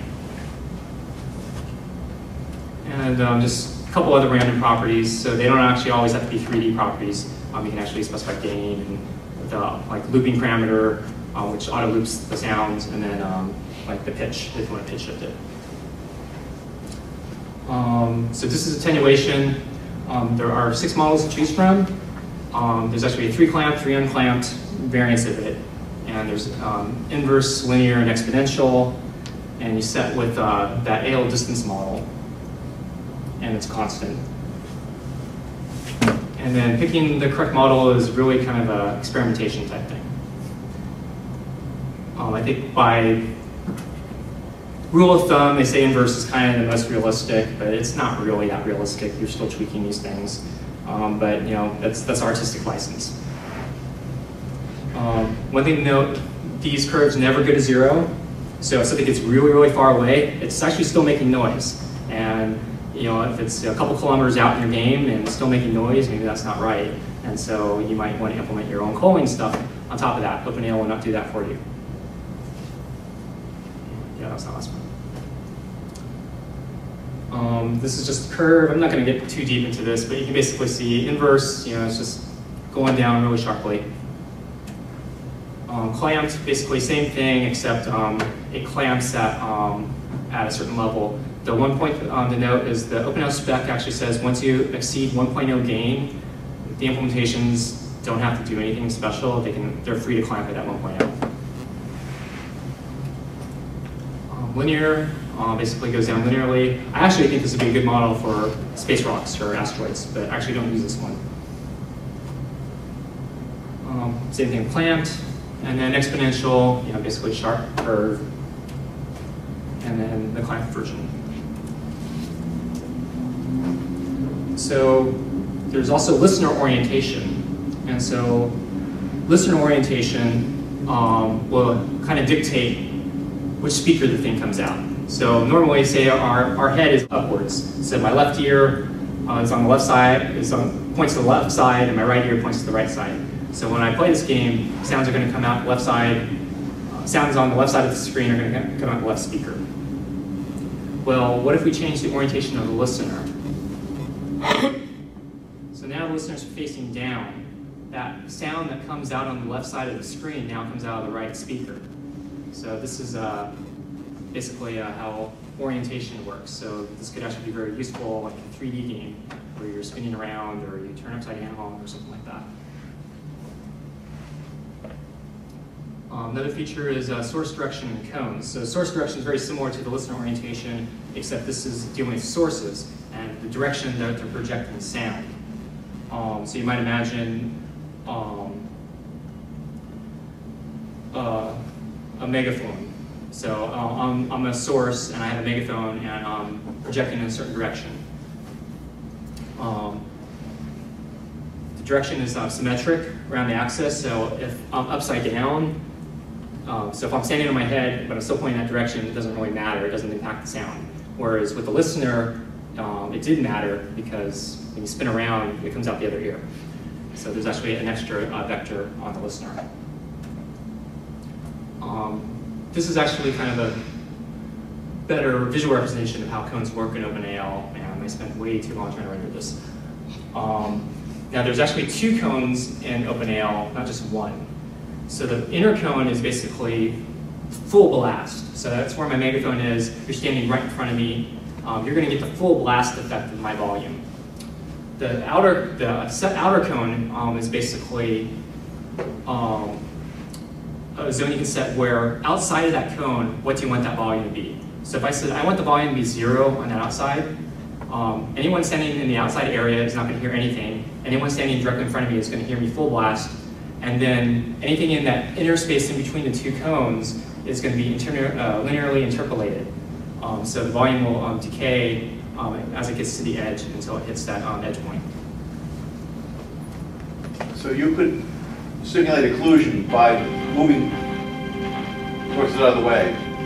When you know they're occluded. Yeah, actually, you could actually use it that way. So this is just the standard UFO sound that I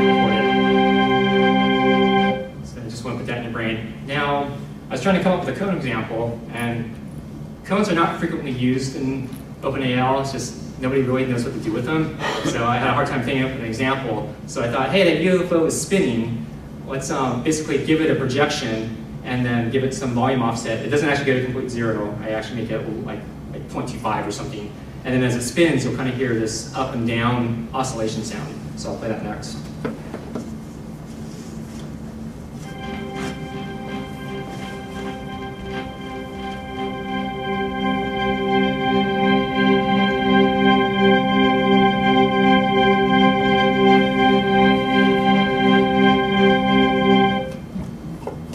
So that's the cone effect. Doppler effect, so the ambulance thing. So in this case, I have the UFO and the ship charging at each other. And so the listener is the ship, and you're going to hear a higher frequency from the UFO. And then the ship passes the thing, and then you're going to hear a lower frequency. So I have another thing here. And this is Doppler and attenuation.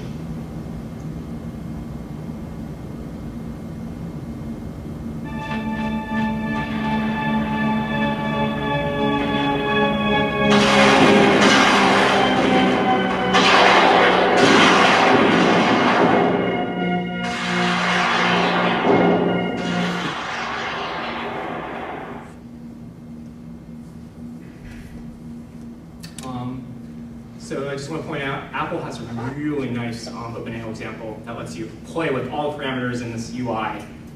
It's part of the developer samples. You can download it, and I'm sure you all have Macs here, so probably not a problem for you guys. So this is a great example if you want to play with all the effects. And they actually show you some of the OpenAL extensions that Apple supports on the Mac.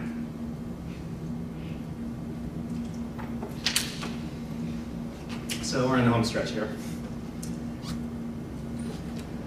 So OpenAL, to this point, we've been decoding everything in the RAM. This can be a big problem for long samples. And so here's some math about keeping the sample rate and the length of the sound. So you basically use kind of this math to figure out the length of it. But in this case, we have a 60-second sample at 44 kilohertz, 16 bits per sample. That's 10 megabytes. So that's a lot of data on your little iPhone, especially if you want to load textures and other things for your video game. So we need a better solution for this. So we need to really read small chunks at a time to keep our memory costs down. But our trade-offs are that we have more latency potentially, and we defer processing in our main game loop instead of at load time. So Core Audio actually provides you a lot of different APIs here. And the nice thing about Core Audio is because it's all software-based, and Apple did a very good job with it, you can actually mix and match different APIs. So you don't have to do all your streaming in OpenAL if you don't want to. You can actually pick a different API. So one framework, which I do talk about in the book, it's not really part of Core Audio, but it's the media player framework, and this gives you access to the iPod library, and you can play music that way. AV Audio Player, which we talked about at the beginning. Audio queue services, I have another book example about this. Probably for most games, you're not going to use this one. It's probably about the same level of effort as OpenAL. And of course, OpenAL actually does support streaming as well. Just quickly, media player framework. Make sure you set your audio session category so you allow mixing. Otherwise, you're not going to be able to hear anything. It's an ObjectiveC API, so everyone should like it. And it comes with a picker UI, so there's my picker in my game. The example, we actually turned on a shake it detection event to bring down the menu because our game was never designed to pull down the stuff and had to invent a way to activate the menu really fast. But I mentioned my pet peeve earlier. So streaming is not always about music. You want speech. So this game from Monkey Island, there's a lot of dialogue. And so you have music and speech going on at the same time.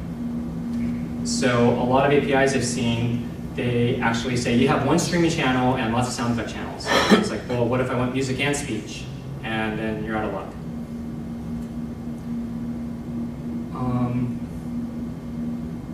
So anyway, when you're thinking about these things, you want to basically think about what else am I going to use streaming for? It's not just for music. And then you can use the AV audio player to accomplish your streaming things, but there's an API performance or API impedance mismatch. So like they have its own callback system, whereas OpenAL, we're pulling everything and we're doing our own callbacks, and how do you get the two to cooperate with each other? We actually do a big example in the book where we actually integrate AV audio player, then audio cues, and then OpenAL just to compare them all. But I like the OpenAL one personally, just because we're already there. Because one of the reasons is you can apply all the 3D effects that we just did to streaming sounds as well. OpenAL doesn't care what that buffer is or how you're playing that buffer. All it cares is what that source is, and it will apply those same properties, 3D properties, to everything consistently. So let me talk a little bit about OpenAL buffer queuing. Basically, there's a source queue buffers command to queue buffers to a source, and then after it finishes, you have to call counterpart API to remove that buffer. And then basically your trick is that you need to keep this source queued with buffers so it doesn't starve. And so this is a little game you play, trying to figure out what's that balance between keeping your memory profile down and not eating up too much CPU, and but also not running out of buffers. This is basically what the buffer queuing cycle looks like. So the green ones are buffers that are queued, the red one is current buffer being played, and the white ones are the buffers that are now processed and you need to remove them and recycle them and put them back into the queue. And we basically do a AL buffer data every time when we fill up a new thing, so there's another memory copy going in there. A couple minutes about streaming. Yeah, there's a lot of bookkeeping you got to do for this. It's not the funnest thing to implement. And then the pull-in API could be actually kind of awkward sometimes. And like I said, you need to update frequently enough not to starve, but you also don't want to suck up the CPU or block the main thread. And you got to spend some time to performance tuning. You can also try multi-threading, but multi-threading, as in everything, always introduces new problems that you didn't have before. But of course, the payoff is that you can apply 3D effects to everything that you've already implemented in your code. And then also it works on all platforms. And this is our commercial.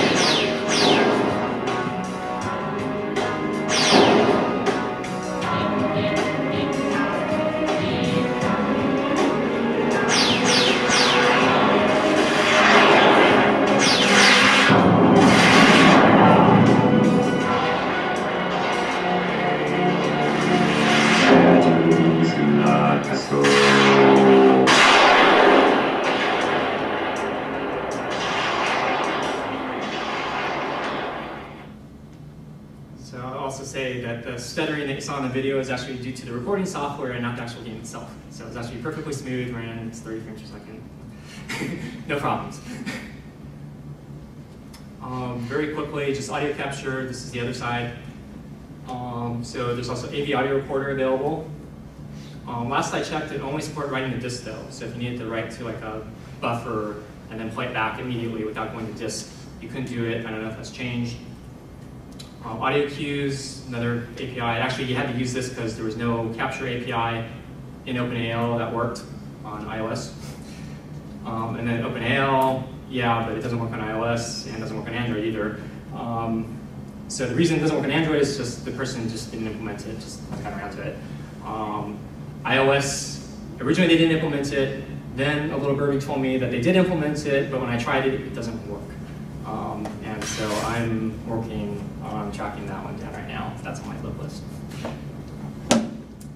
And it's easier than everything else we saw in OpenAL in some respect.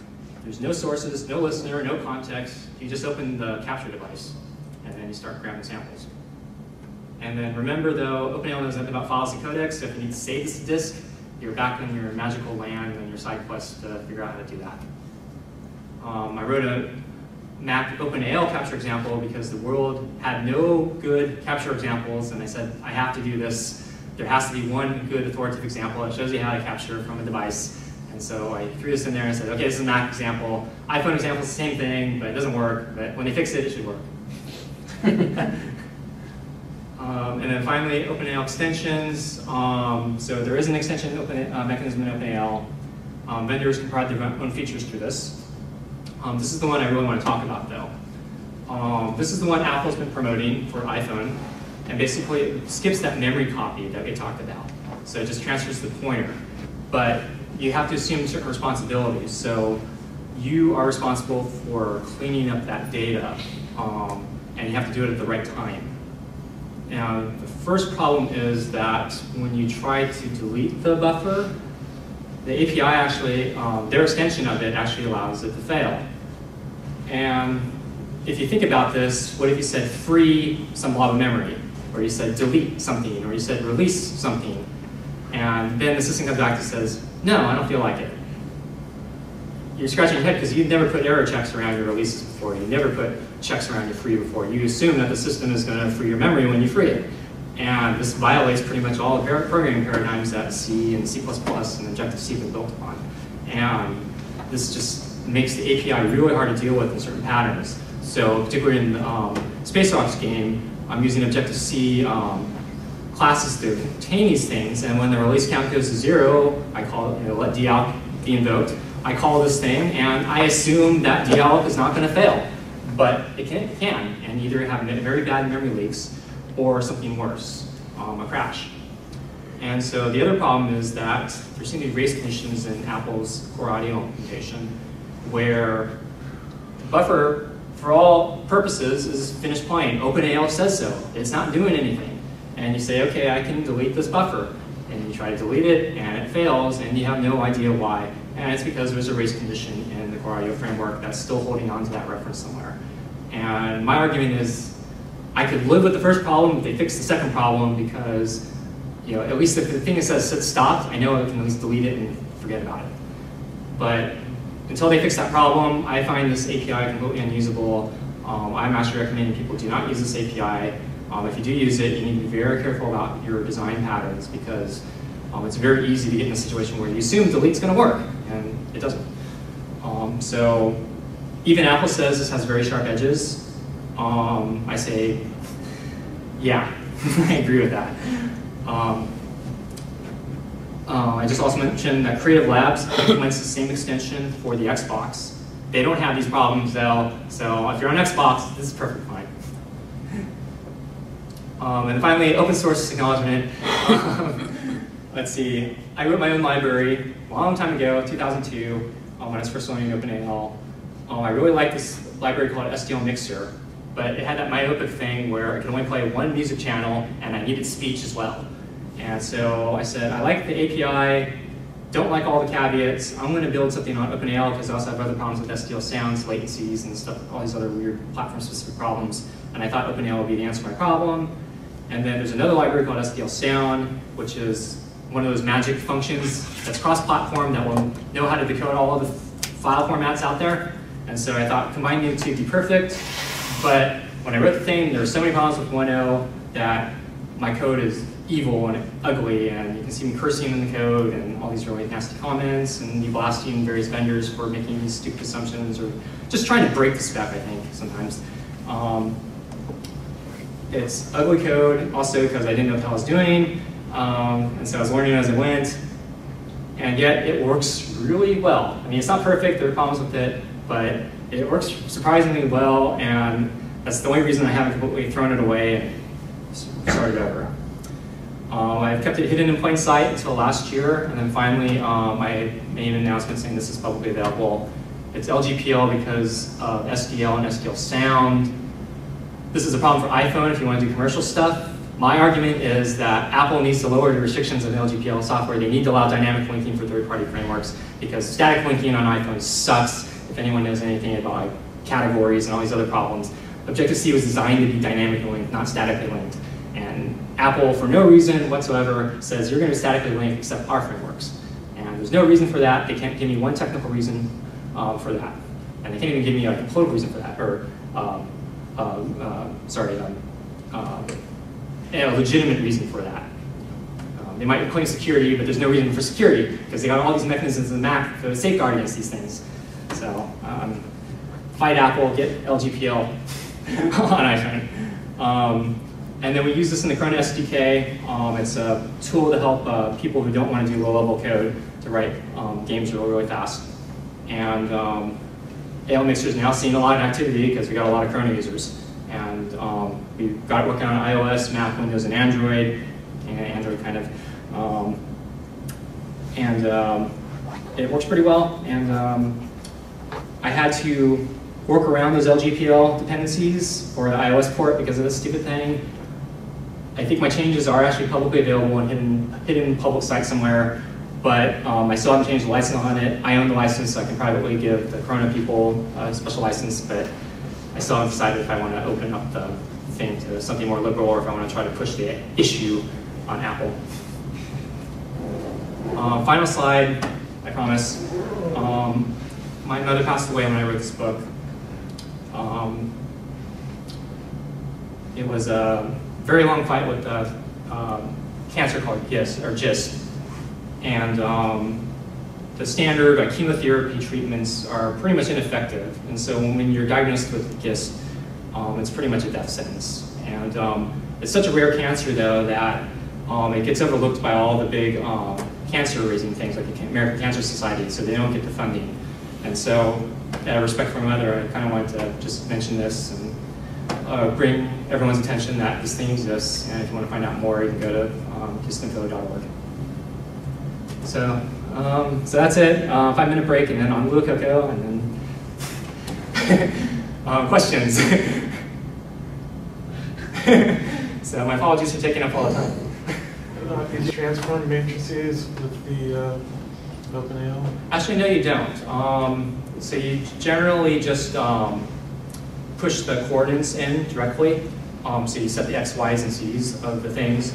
By default, everything is absolute position, but there's actually a relative position flag you can turn on, and then objects will automatically be computed. The effects will be continued between objects. You can multiply the positions by the one transform itself. Yeah, it's usually slow to get things in and out of the 3D hardware.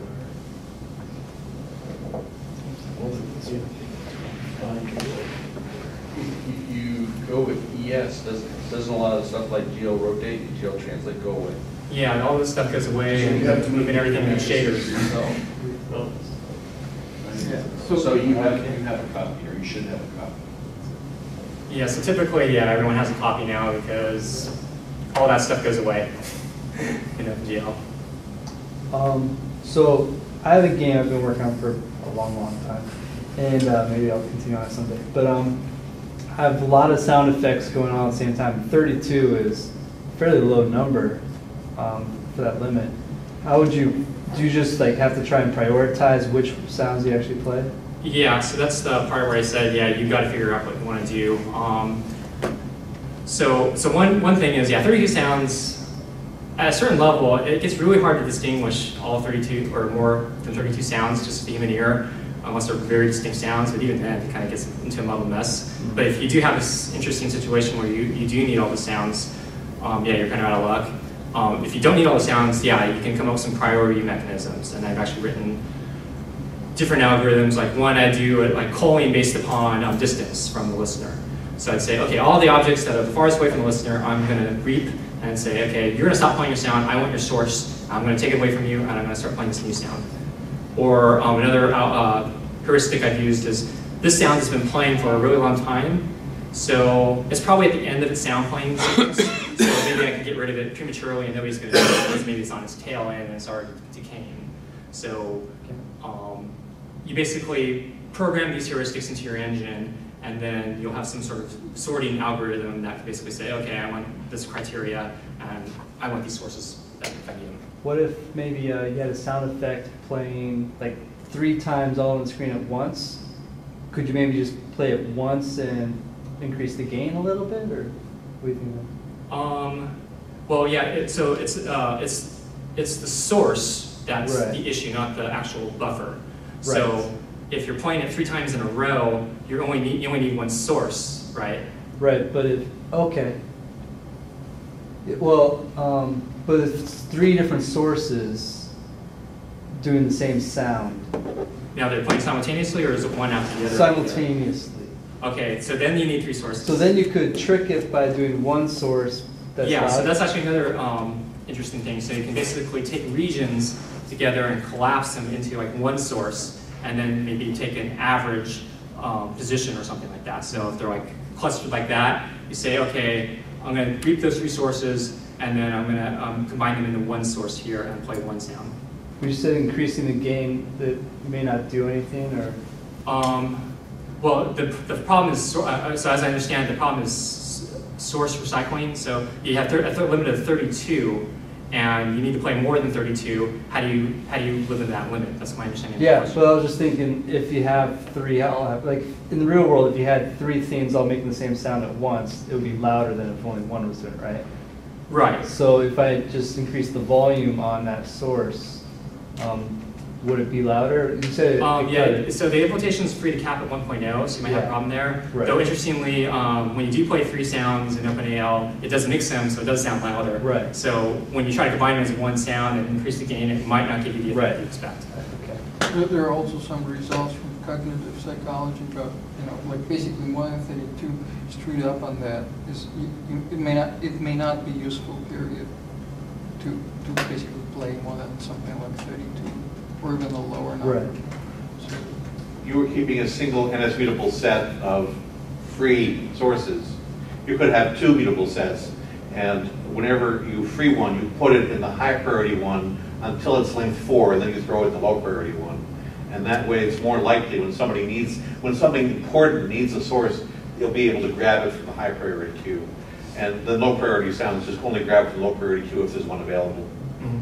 Yeah, that's another great algorithm. So yeah, so unfortunately, OpenAL doesn't solve these problems for you. You got to be clever. But a lot of these are app specific. So your app is probably going to behave very differently than somebody else's app. So in that sense, it really can't be a general system.